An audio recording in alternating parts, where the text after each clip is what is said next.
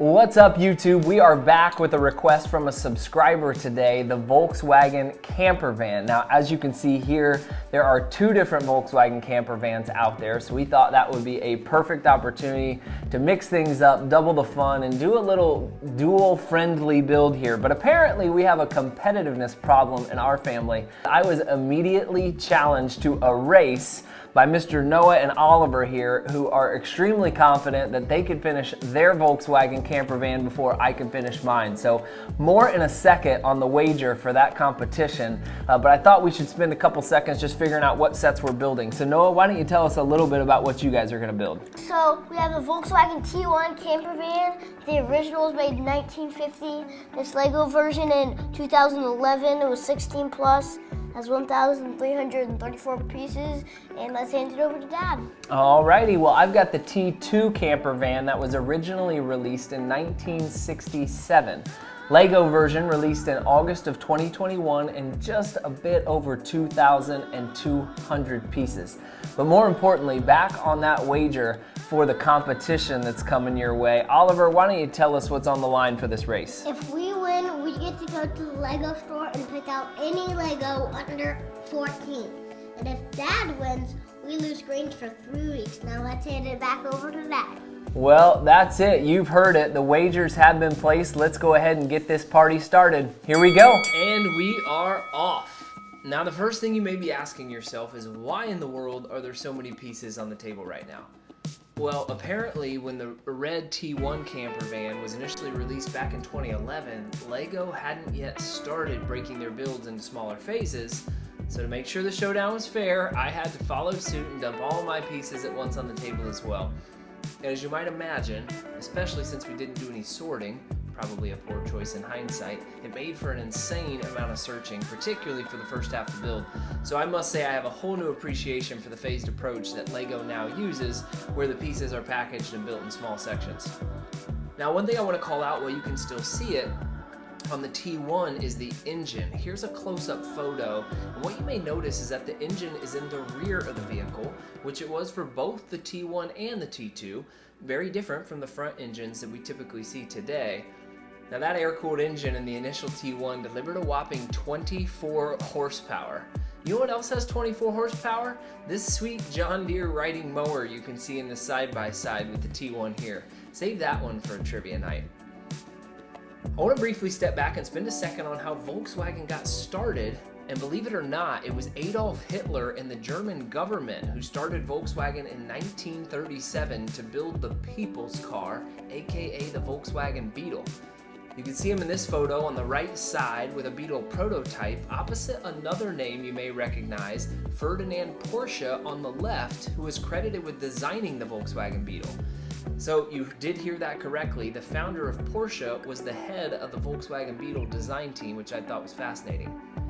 As for the camper van, its roots date back to 1947, about a decade later, when a transporter bus was designed to transport factory parts throughout a huge factory in Britain in favor of using the much smaller Volkswagen Beetles that had been used prior to that time. A couple years later, in 1949, an idea emerged to release the bus as a passenger van, and the original Volkswagen T1 camper van was released in 1950. Well, let's do a quick check-in on the competition here. Looks like I may be getting off to a lead if you're looking at the vans themselves, but if you look at the piles of pieces, you can see I have a long way to go to close that gap on the 900-piece deficit that I started out with. Oliver, how are you feeling about the competition at this point? Compared to the camper vans, I think Dad's gonna win. But compared to the pieces, I think we're gonna win. I think I'm the same as Dad in this moment, so I'm just excited to see who's gonna win. Noah, any fun facts you want to share about your T1 camper van from the research that you did? So we have a couple of facts actually. So our red T1 camper van was nicknamed Splitty because the split windshield you can see in this photo here. Also, when it was released in 1950, the cost of it was about $2,200, which is roughly $27,000 in today's dollars. Wow, very cool facts. Thank you, Noah. And of course, we have to always show some love to LEGO's attention to detail. A couple of my favorites are these 2 cans of soda and banana you'll find in the T2, not to mention the full kitchen here, powered by the blue propane tank that you can see in this last photo. Propane gas not only powered the cooking stove and cabin heater, which you might have guessed, but in the 1970s also powered refrigerators, which I thought was really cool.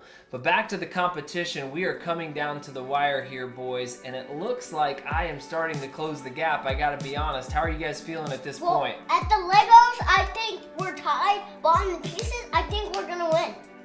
Noah, how are you feeling? We're having a bunch of issues, I feel like. It did take you some time to finish that roof there, and I'm continuing to close the gap. You guys have very few pieces. Whoa. It's good. I'm not sure. I just think, I hope we don't just mess up again. Oh, come on. We need to put that on. Are we gonna win? I think you guys have got it. I'm I think afraid. we will. Yes! Well, there you have it. That's a wrap. Right down to the wire. I just could not close that gap. Now, before we take these guys to the Lego store to see what they pick out, a few things that we wanted to hit on. First, the overall build time. It took us about 12 hours to complete the build. Now, that was spread over about a 3-week time period for obvious attention span reasons. But one of the things that I wanted to call out is that is about twice as long as it's taken me to build some similarly sized Legos that are broken down into that smaller phased, smaller section approach. So a ton of time savings, not having to do all that searching. Now let's shift here and take a close-up view at each of these camper vans, starting with the winner, the red T1. Couple of fun things you'll see on both camper vans I wanted to point out. First is the fabric curtains, which I thought was a great finishing touch. I know a lot of people associate that with the Volkswagen camper vans. Also wanted to call out the pop-up roofs on both vehicles. Another very recognizable part of the Volkswagen camper vans that allow for more headroom to move around kind of when in camping mode, if you will. Boys, anything that you guys would want to call out? The only thing that I have to share is that our T1, the T1 and the T2 camper van hold up to like 6 people. And that's all the thing I have to share. One thing that I wanted to point out was that our red T1 camper van only moves forward and backwards, and this T2 goes forward and turns, and as you can see the wheels move, and that one only goes straight. Well, a few final facts that we wanted to share before we wrap this thing up and get onto the Lego store first. Interestingly enough, Volkswagen really never should have made it as a company. I mentioned in 1937 is when they started. That was right before World War II. Before they produced any meaningful amount of Volkswagen Beetles, that factory was repurposed for military production. And that is super relevant because after a war, military production facilities are typically dismantled and sold off as war reparations, but not in this case. Miraculously, a British officer believed so much in the Volkswagen Beetle that he saved this facility and had the British Army place an order for 20,000 Volkswagen Beetles. The rest there was history. Second fact we wanted to share is the T2 camper van was actually produced all the way up until 2013 in Brazil. So you may remember started in 1967. So a huge run up until 2013 when safety regulations made it very difficult to continue production there.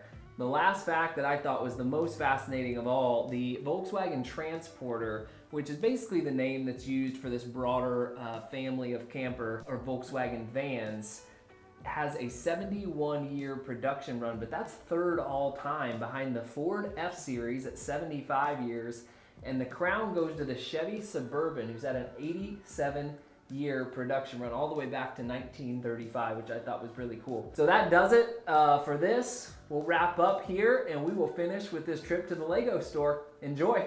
Thank you.